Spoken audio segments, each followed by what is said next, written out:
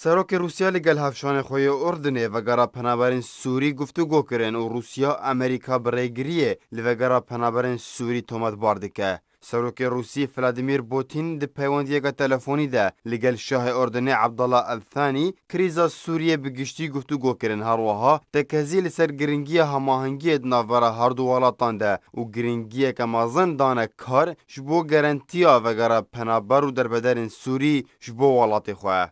هفدمی ویکی وزیر دروی روسیا را گهاند گو روسیا و آلیکاریا ولات لبنان بکه جبو وگرا پنابرین سوری و امریکا برگریه لوگرا پنابران تومت بار کر بریا رد کرنا آلیکاریه دی دوباره آوا کرنا سوریه ده.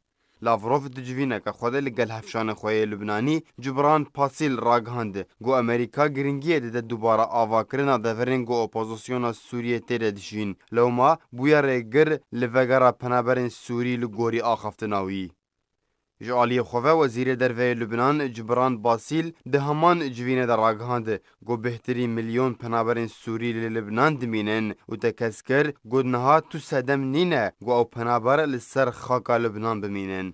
بریان نهاجی امریکا راگهاند بگو او بشداری دوباره آواکرنا سوریه ده ناکن اگر کریزا سوریه بداوینه یه اف جی بودجه نرازیبونا روسیا گو امریکا بتگدان روشه و ریگریه لوگرا پنابران وصف کرد.